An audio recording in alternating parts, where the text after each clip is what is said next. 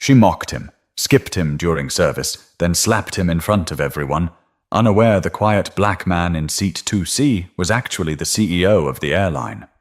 "Excuse me, miss. Would you mind giving me a hand with this?" Leonard Mayfield stood beneath the overhead compartment, a sleek navy duffel in his grip. His voice was soft, his tone polite. He didn't look like someone who couldn't handle his own bag. But after 3 back-to-back meetings and a tight connection at Love Field, his left shoulder was stiff. It wasn't much, just a simple ask. The flight attendant, a slim woman with sharp cheekbones and tightly pulled-back blonde hair, glanced over. Her name tag read Kendra. She didn't smile. She didn't even pause. She scanned Leonard from head to toe with a look that said more than any words. "You people always want something," she muttered under her breath, though loud enough for the passenger in seat 2A to turn his head. Leonard blinked. Not because he was surprised. He wasn't. Not really. At 65, he'd had his share of these moments. On the outside, he looked like someone you'd find chatting in a quiet cafe. Tailored charcoal sweater, pressed khakis, wire rim glasses, hair neatly trimmed with streaks of grey. Nothing flashy, nothing loud, just composed. But behind those eyes was a man with stories. A man who'd flown F-15s for the Air Force, had dinner with mayors, spent nights in freezing hangars, and had worked his way through every inch of the airline industry over the last 40 years. He wasn't here to impress. He was here to observe. Kendra rolled her eyes and walked past him without touching the bag.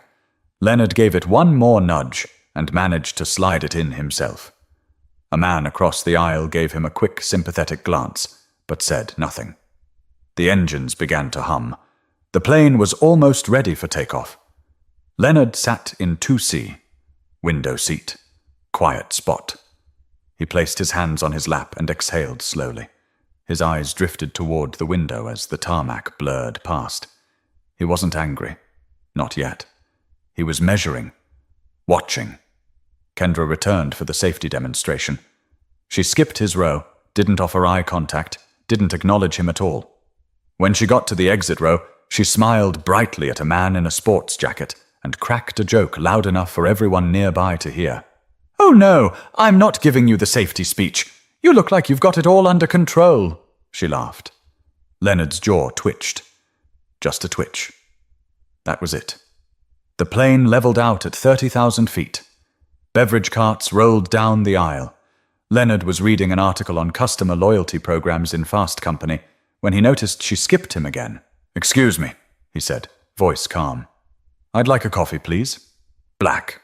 Kendra stared at him as if he'd asked her for a foot massage. "Sir, we're very busy. I'll get to you when I can." She snapped, pouring cranberry juice into the glass of the man beside him.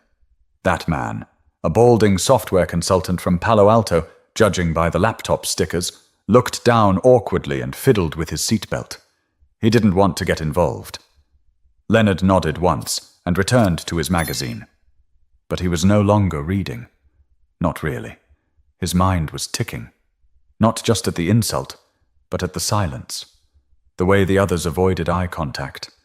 The way it always happened just like this. Quiet, public, casual. The way people like Kendra made it ugly without saying anything outright.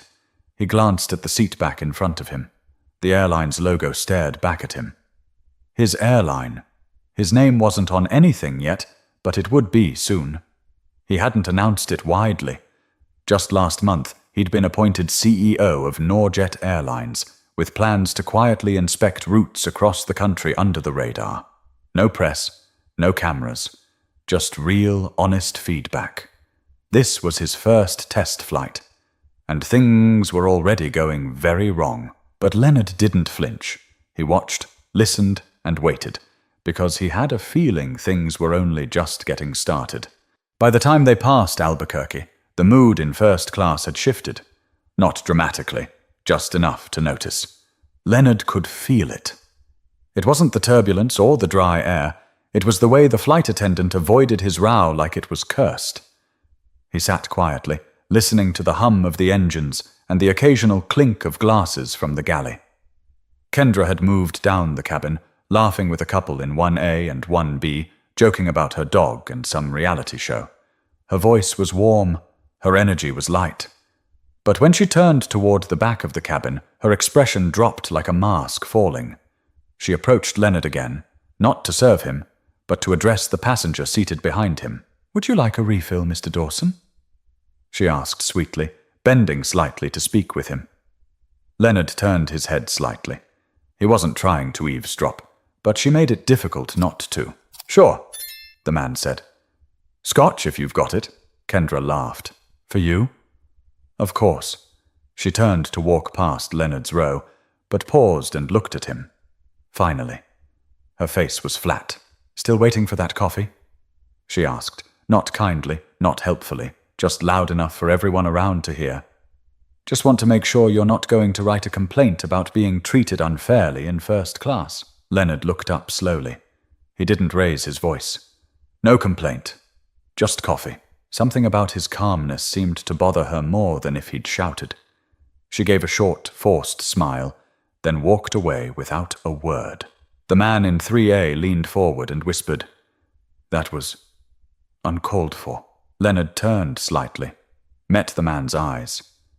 He appreciated it, but didn't say anything.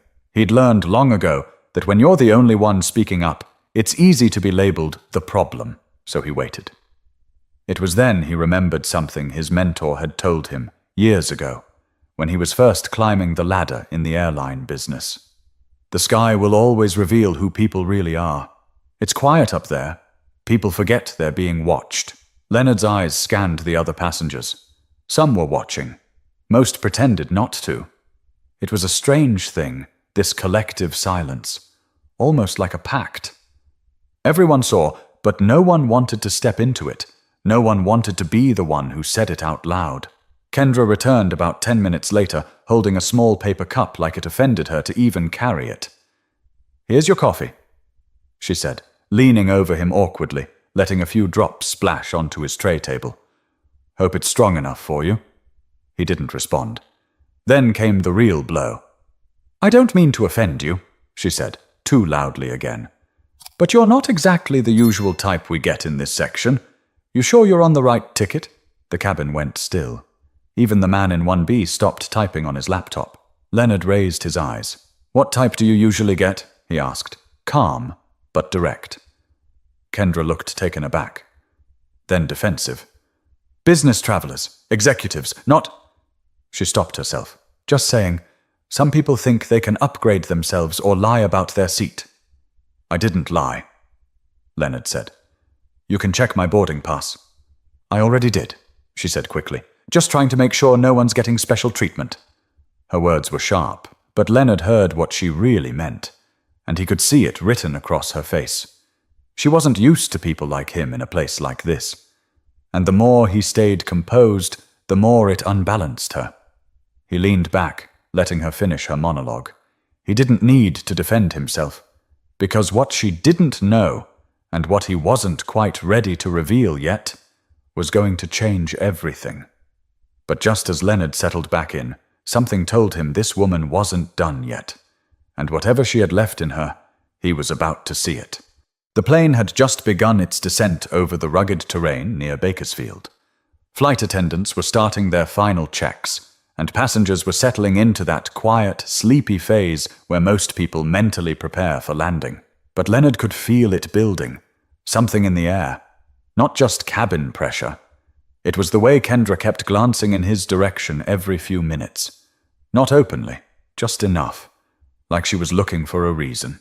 Leonard removed his glasses and rubbed his eyes. He wasn't tired, he was calculating. He had hoped this flight would offer insight into how his employees treated everyday passengers.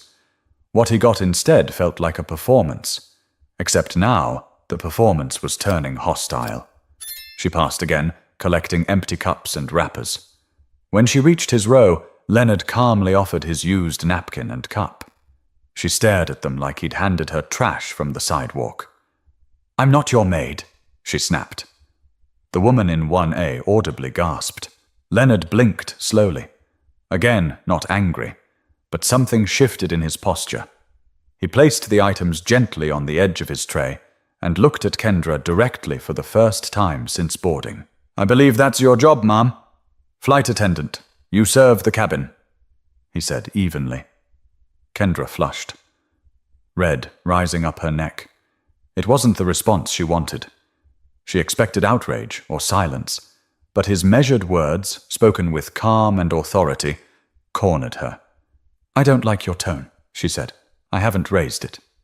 "I don't care who you think you are," she hissed. "You people think you can act like you own the place." Leonard tilted his head. "What do you mean, you people?" That was the moment everything cracked.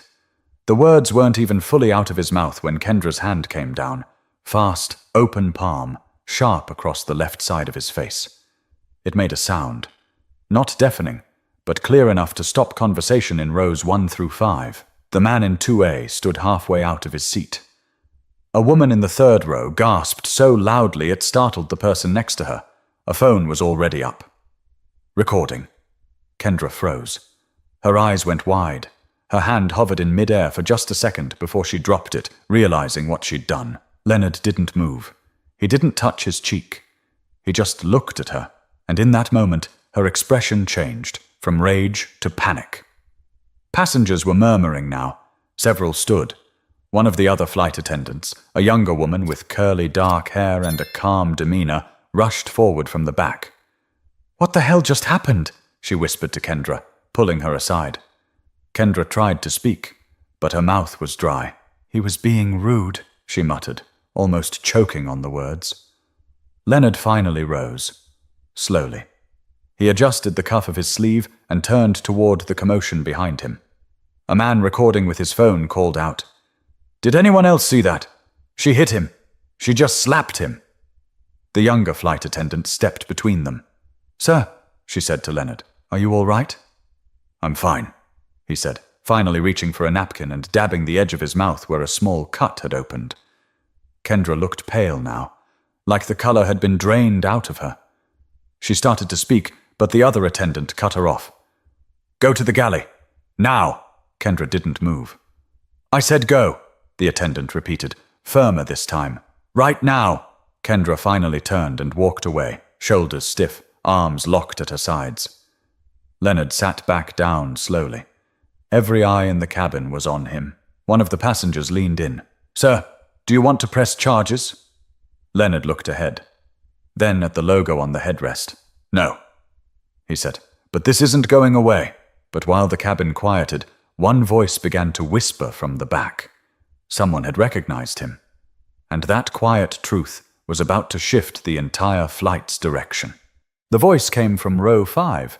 A woman in her mid-30s, wearing a charcoal pantsuit and reading glasses, leaned over to the man beside her and whispered, "That's Leonard Mayfield." He raised an eyebrow. "Who?" She looked stunned. "Leonard Mayfield. He was just announced last month as the new CEO of Norjet. I read about it on LinkedIn. He's an Air Force vet, been in the industry for decades. That man's not just any passenger." Word traveled fast, faster than the plane descending toward the Bay Area. Within seconds, the whisper had passed from row to row like a spark on dry leaves. A few people pulled out their phones and searched his name. And there it was, his photo on Norjet's website. The familiar face. The exact man seated in 2C. Passengers began to murmur louder now, a mixture of shock, embarrassment, and regret. The man in 1B stood slowly, then turned toward Leonard. "Sir," he said, clearing his throat, "is that true?" Leonard didn't respond right away. He was still looking ahead, calm, composed. But when he finally turned to the man, he gave a quiet nod. "Yes," he said, "I am." The silence that followed was thick. Not heavy, but meaningful. Even the captain's voice over the speaker seemed to carry a different weight now. "Ladies and gentlemen, we'll be beginning our final descent into San Francisco International. Flight crew, prepare for landing." Kendra had not returned to the cabin. She remained in the galley, hiding. Maybe crying. Maybe trying to piece together how fast things had gone wrong. The younger flight attendant, name tag reading Nora, came back to Leonard, crouching gently beside his seat. Mr. Mayfield, she said softly, I'm really sorry. I didn't know who you... That's all right, Leonard replied. You treated me with respect before you knew my name. That's what matters. Her cheeks flushed. She bit her lip, nodded once, and said, We'll be reporting what happened. He looked her in the eye. Don't report it because of who I am. Report it because it was wrong. Across the aisle, phones were still recording. People weren't just curious anymore. They were invested. And the story wasn't about a CEO now. It was about how fast power dynamics shift when identities are revealed, about how much weight a title suddenly carries after you've been mistreated without it. A man in the back shouted forward, We're with you, Mr. Mayfield. That wasn't right.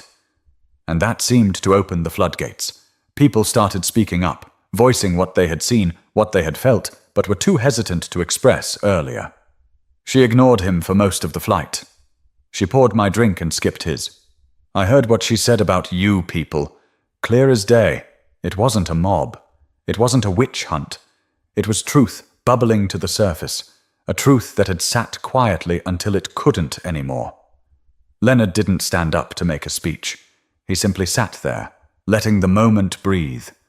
There was nothing performative about it, no grand gesture, just presence, dignity, the kind of quiet control that doesn't need noise to be noticed. The plane touched down smoothly. Passengers remained seated, not out of protocol, but out of something closer to respect. As they taxied to the gate, Kendra reappeared. She looked shaken. No trace of arrogance. Her face was pale, her lips tight. Leonard looked up at her, briefly. She opened her mouth to speak, but said nothing. She just stood there, frozen. The gate door opened. A pair of airline supervisors and a security officer were already waiting at the entrance. Nora approached them first, speaking quickly, gesturing toward the cabin. Then she motioned gently toward Leonard. He rose from his seat, stepped into the aisle. As he walked past Kendra, he stopped, looked her in the eyes. I won't be making a scene, he said quietly. But this will be addressed, not just by me. The company will hear about it.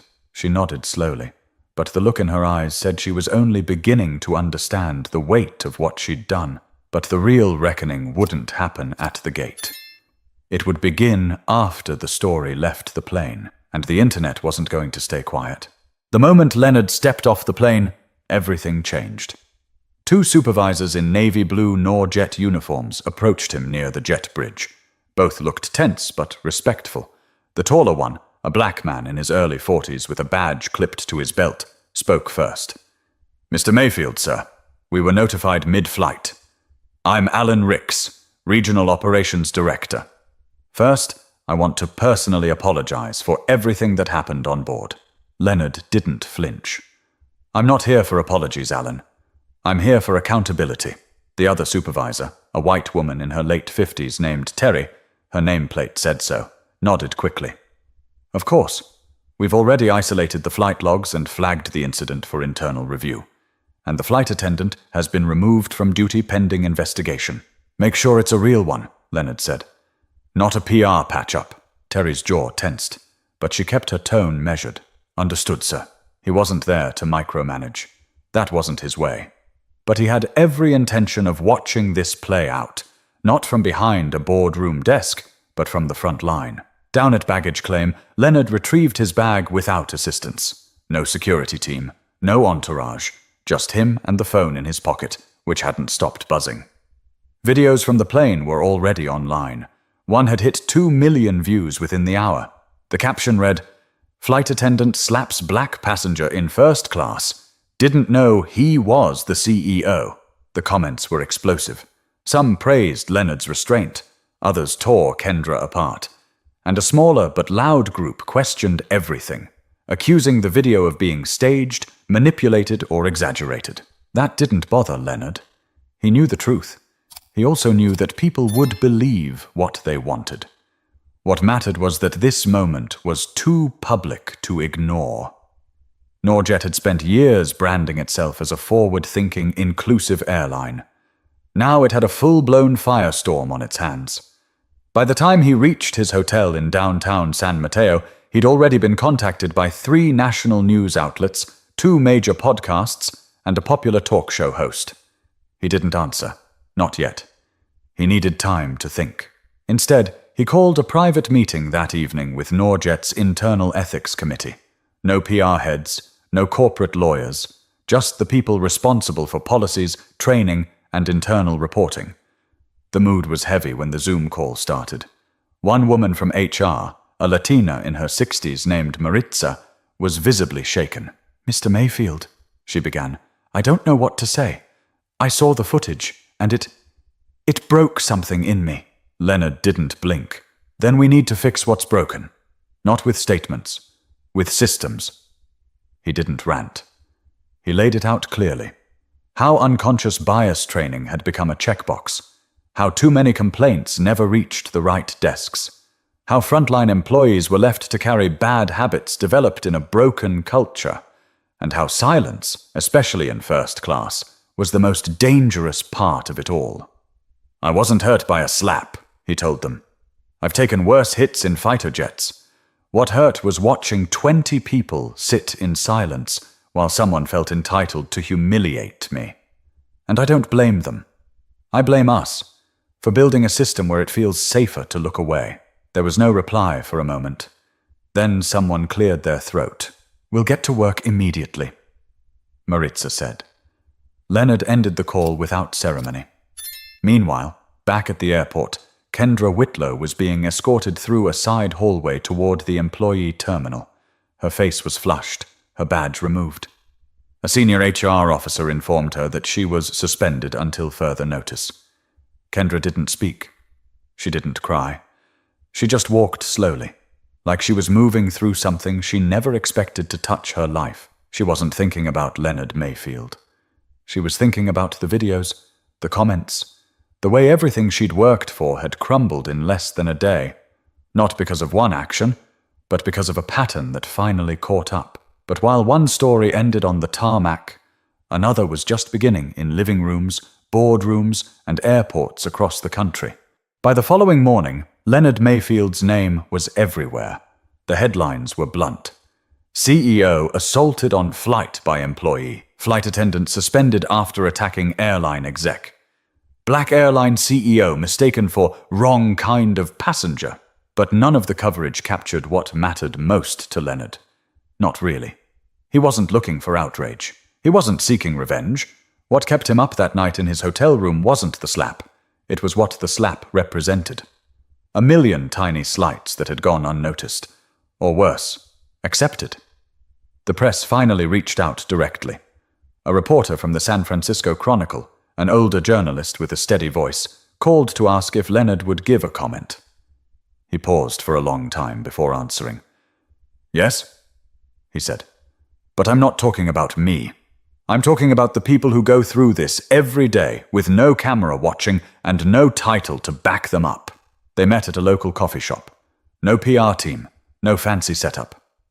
Just a quiet corner table and Leonard's calm, deliberate words.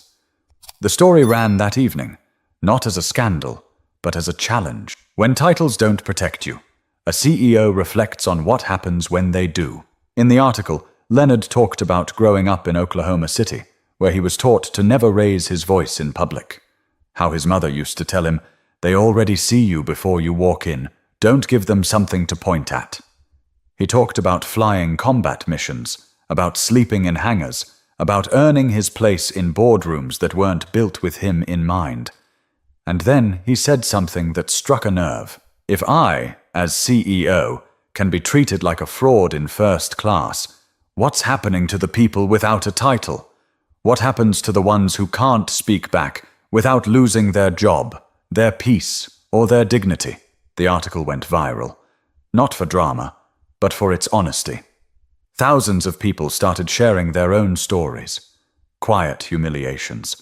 Comments brushed off. A steward looking the other way. A tone that changed based on what someone wore or what seat they sat in. At Norjet headquarters, things moved fast. Leonard didn't just issue a memo, he overhauled the internal complaint system, created an anonymous reporting process where even passengers could submit feedback with guaranteed follow-up. Most importantly, he implemented something he called Seat Check, a program that required flight attendants to rotate cabins, so they couldn't fall into comfort zones or selective behavior patterns. Internally, some pushed back, said it was too much, too fast. Leonard looked them in the eye and said, "Too fast compared to what?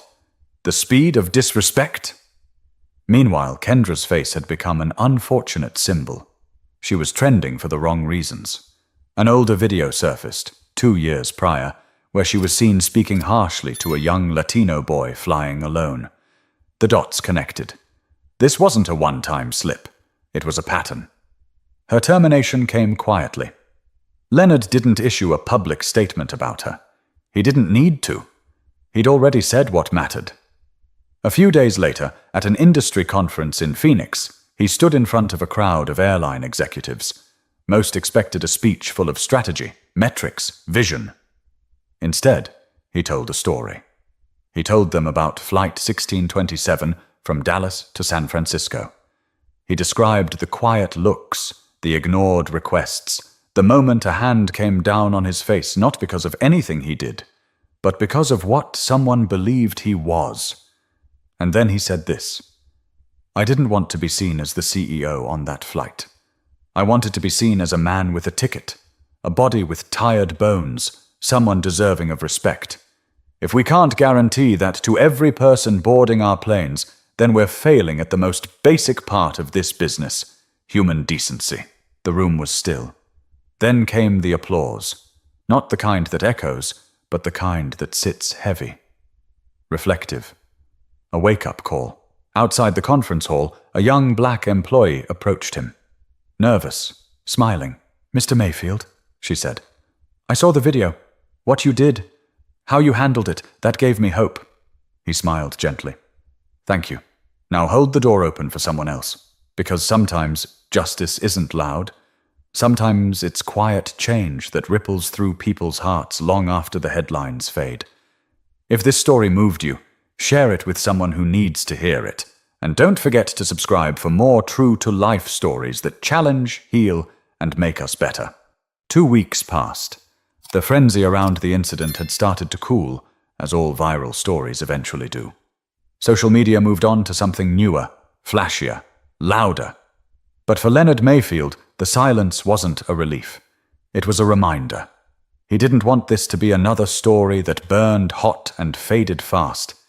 He didn't want people to remember the slap and forget the conversation. So he got back to work. He returned to Norjet's main office in San Bruno, an old concrete building that hadn't changed much since the early 2000s. No red carpet, no press. Just Leonard walking through the same back entrance he'd used years ago as a junior analyst. A few staff members peeked through the glass panels of their cubicles. He felt their eyes, but not out of fear. It was respect. And maybe something deeper. Relief, because they'd seen too many leaders stay quiet when it mattered. Leonard didn't. Inside his office, he pulled out a manila folder. In it were printed copies of nearly 200 emails, all from customers, staff, and former employees sharing similar stories. Some were just a paragraph. Others ran pages long. A woman who'd worked at a regional airport for 22 years wrote that she'd been passed over for promotions 5 times, despite training the men who got them.